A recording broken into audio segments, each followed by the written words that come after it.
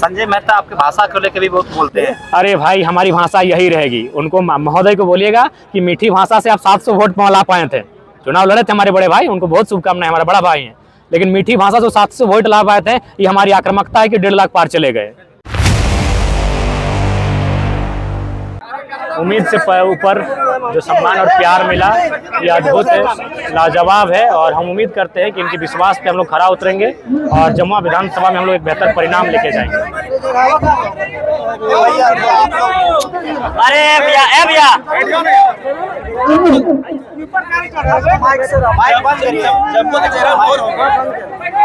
जमुआ का जयराम कौन होगा, इसका निर्णय जल्द लिया जाएगा।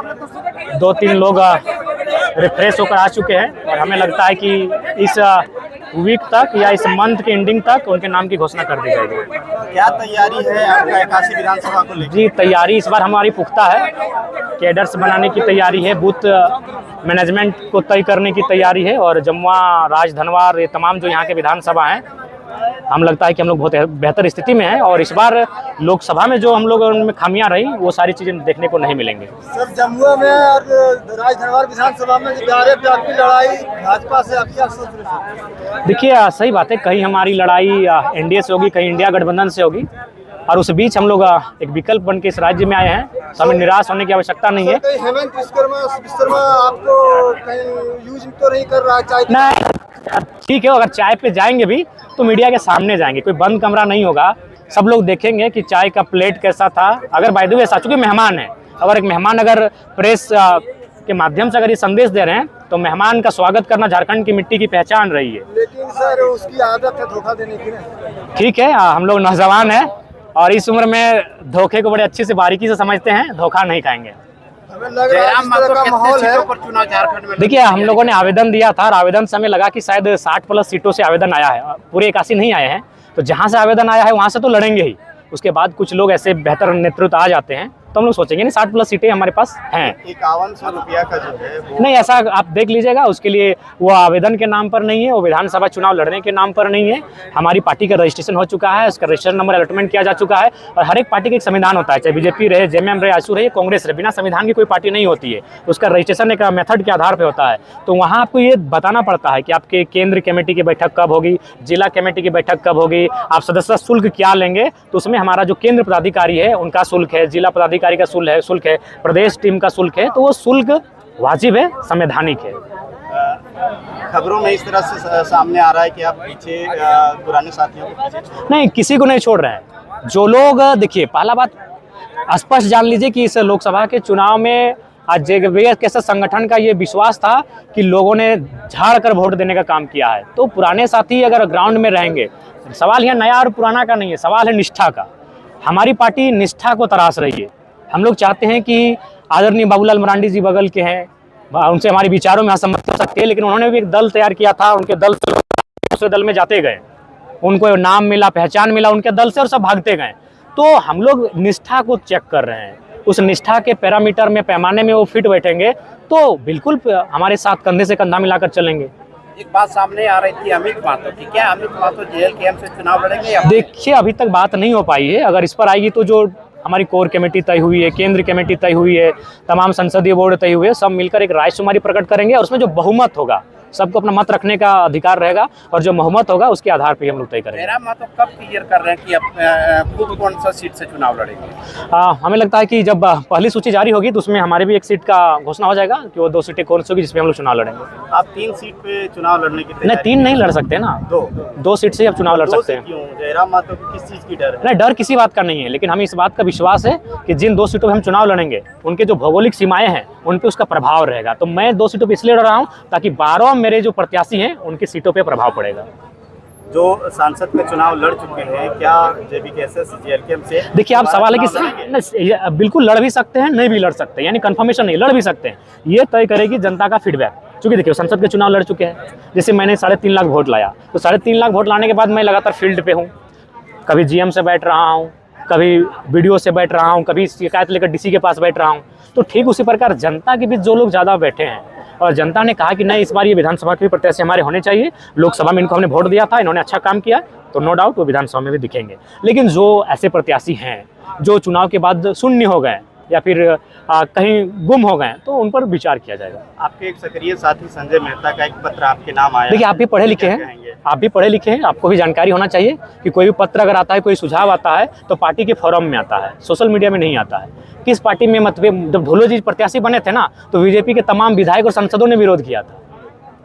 फिर भी उसमें जो लिखा हुआ बिंदु है, नहीं, लिखा हुआ बिंदु में आप एक भी बिंदु बताइए जो आपको लगे कि सत्य नहीं है, मैंने असत्य है और सत्य के बीच है। आप उन्होंने उस बिंदु में क्या लिखा है, समाजवाद। तो कैसे समाजवाद नहीं है? हमने सब लोगों को चुन चुन कर वोट दिया। इखलाक अंसारी जैसे एक अति पिछड़े मुस्लिम परिवार के बेटे को, जिसको कोई नहीं जानता, तो उसको हम लोग खोज के लाके आज 80,000 वोटर एक सम्मान दिए। तो कहाँ हम लोग न्याय, सामाजिक न्याय है? जनता कैसे कनेक्ट करेगी जयराम से? अगर जयराम से कनेक्ट नहीं होगी तो किसी से नहीं कनेक्ट होगी। जयराम वो शख्स है भारत के इतिहास में जो चुनाव हारने के बाद भी जनता दरबार लगाता है और जनता दरबार में बैठकर अधिकारियों को फटकार लगाता है। संजय मेहता आपके भाषा को लेकर भी बहुत बोलते हैं। अरे भाई, हमारी भाषा यही रहेगी। उनको महोदय को बोलिएगा कि मीठी भाषा से आप 700 वोट ला पाए थे, चुनाव लड़े थे हमारे बड़े भाई, उनको बहुत शुभकामनाएं, हमारा बड़ा भाई हैं।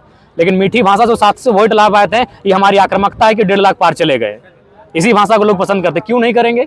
देखिए, वो जिस क्षेत्र से आते हैं, ना वहाँ शहादतें हुई हैं, ना वहाँ झारखंड आंदोलन को अपने करीब से देखा है, ना वहाँ माइंस है, ना वहाँ कत्लेआम हुआ है। हम आते हैं जहाँ सुरेश महतो का गर्दन काटा गया है। हम वहाँ से आते हैं जहाँ मणिन्द्रनाथ मंडल को सीने में गोलियां दागी गई हैं। हम वहाँ से आते हैं जहाँ शक्तिनाथ महतो को कत्लेआम किया गया है। अब उस वहाँ से आने वाले बेटे सब अपेक्षा रखते हैं कि मीठी बात करेंगे। हमारे भाषणों में ही आक्रामकता होगी, हमारे भाषणों में तेवर होगा, और उसी तेवर से जेबी केसस के जो साथी हैं ना, जो 200, 400, 800, 900, 1200 वोट लाते थे और जो लाख वोट लेकर आए हैं, वही बोली है, बिल्कुल वही बोली है, वही बोली है कि पदाधिकारी हिल रहे हैं, वही यही बोली रहेगी, यही बोली है कि आज जेबी केसस खड़ा है। सरकार में आए तो सबसे पहला काम क्या करिएगा? देखिए, हम लोग सबसे पहले, हमें लगता है झारखंड किसानों का देश है, सबसे पहले उनकी जो जमीन संबंधित समस्याएं हैं, सीओ को जनता दरबार लगाकर उनकी समाधान करने के लिए कहेंगे। देवेंद्र महतो क्या आपसे नाराज चल रहे? नहीं, कोई नाराज नहीं है, कोई नाराज नहीं, नाराज क्यों रहेगा? राजधर्मा विधायक जो बाबूलाल मरंडी जी, उनकी कुछ किलोमीटर घर पे जो प्रवासी मजदूर और ड्राइवर मरा है, उनके लिए आप क्या बोलना चाहते हैं? ये सूचना हम तक मिली, हमारे संगठन के साथी भी गए थे, उसको मैंने मीडिया में खेद भी प्रकट किया था कि उस बात को लेकर हमें खेद है, और हम चाहेंगे कि ऐसे सहानुभूति की घड़ी में हम लोग परिवार के साथ खड़े हैं, और हम लोग एक प्रयास करेंगे, जब अगर हम लोग आते हैं तो कुछ वैकल्पिक मार्गों को तलाशा जाए, छोटे छोटे उद्योगों को लाने का प्रयास किया जाए, छोटे छोटे इन्वेस्टमेंट ईमानदार लोगों से करवाया जाए, और जो प्रवास की संख्या बढ़ रही है उसे कंट्रोल में रखा जाए। एक अहम सवाल है, जैसे अभी जमुआ विधानसभा में आपने, जमुआ विधानसभा में केंद्रीय समिति सदस्य के लिए आपने जो है 5100 रुपये करके फॉर्म भरवाया, वो भर गया। 3 कैंडिडेट यहाँ भरे हुए हैं और तीनों चुनाव के मैदान में हैं। अब जमुआ विधानसभा में रोहित दास भी हैं जो लगातार मेहनत कर रहे हैं संगठन विस्तार को लेके। इसके अलावा 2 और हैं जो चुनावी मैदान में आना चाह रहे हैं। आप कैसे चयन करेंगे? देखिए, चयन करने के लिए बहुत सारा पैरामीटर है। सबसे पहले हमारी एक समन्वयक टीम है जिसको हम लोग कोऑर्डिनेशन कमेटी कहते हैं। सबसे पहले वो टीम जो प्रभारी बने हैं उनकी एक टीम जाएगी, और जितने भी आवेदन आए हैं विधानसभा से उन सबको बुलाया जाएगा, और उनके बीच एक समन्वय स्थापित किया जाएगा कि इनमें से एक बेहतर चुन के आप दे दीजिए, या फिर आप इनका समर्थन कर दीजिए। हम लोग एक समन्वय करने का प्रयास करेंगे। हम लोग सूची डायरेक्ट जारी करने वाले नहीं है, हम लोग एक समन्वय कोऑर्डिनेट करने का प्रयास करेंगे। उसके बाद अगर मान के चलिए वहाँ कुछ बात नहीं बन पाती कोऑर्डिनेशन में, तो फिल्टर करके वो एक ग्राउंड रिपोर्ट देगी। ग्राउंड रिपोर्ट की वरीयता के आधार पे देगी कि अजय को पहला चॉइस मिल रहा है, विजय को दूसरा चॉइस है, और मैंने सलीम को तीसरा चॉइस मिल रहा है। उस वरीयता को लेकर वो स्क्रीनिंग कमेटी के पास जाएंगे। स्क्रीनिंग कमेटी फिर से अपने एक बार दिमाग को, अपने तमाम जो हमारे गुप्तचर हैं, जो हमारे सोर्स हैं, उनके माध्यम से पुनः एक बार उसको वेरीफाई करेगी, टेली करेगी कि भाई ऐसा तो नहीं कि प्रोटेम प्रभारी जब गए तो उनके साथ उनका घुल मिल गए और उनके पक्ष में ले रहे हैं। तो फिर स्क्रीनिंग टीम फिर भी एक बार टेली करेगी, इंटरनल टेली करेगी, और उस टेली करने के बाद वो अंतिम में संसदीय बोर्ड के पास आएगी। उसमें 7, 9, 11 मेंबर होंगे, और वह पिछले 2 साल 2.5 साल के आंदोलन, उस व्यक्ति की पकड़, समझ, उसका प्रभाव, तमाम पैरामीटर्स को नापने के बाद, आकलन करने के बाद उसके नाम की घोषणा की जाएगी। यानी कि आंदोलन में अगर वो सक्रिय हैं तो प्राथमिकता दी जाएगी। एक सवाल और है कि आप अपने भाषणों में, आज भी आपका भाषण जो सुना मैंने, तो उसमें आपने राज्य सरकार को ज़्यादा टारगेट किया है, केंद्र को क्यों नहीं? देखिए, आप भी जानते हैं, पीछे कोई राज है? नहीं, कोई राज नहीं है। जब लोकसभा का चुनाव लड़े थे हम लोग केंद्र पे जोरदार हमला किए थे, इलेक्ट्रल बॉन्ड्स पे बात किए थे, तमाम जो 2 करोड़ की नौकरियां हैं उन पर बात किए थे, जो बढ़ती हुई महंगाई है उस पर बात किए थे, जो शिक्षा का 18% का GST और सोने पे जो 3% का GST है उस पर लोगों को जागरूक किए थे। जो केंद्र का चुनाव था तब प्राथमिक मुद्दा केंद्र था। अब राज्य का चुनाव है तो हम लोग राज्य के मुद्दों के साथ जाएंगे। राज्य के मंत्री? सर जी आज झारखंड को 24 साल हो गए आजाद होने के अलग हुआ। अलग होने पर, मगर आज तक किसी विधायक या किसी सांसद क्यों नहीं बोला कि दहेज बंद होना चाहिए? क्योंकि जिस घर देखिए, में दहेज आज 10 विधायक और 5 सांसद का लड़की विषय नहीं है। दहेज सरकार का नहीं, संस्कार का विषय है। हर चीज सरकार नहीं करेगी, कुछ चीज हमें संस्कार से करने होंगे, कुछ चीज हमें अपने स्वविवेक से करने होंगे, आत्मचेतना से करना होगा। कुछ चीजें हमें स्वयं, मनुष्य एक सामाजिक प्राणी है, अतः उस सामाजिक दायरे में रहकर अपने स्वविवेक का इस्तेमाल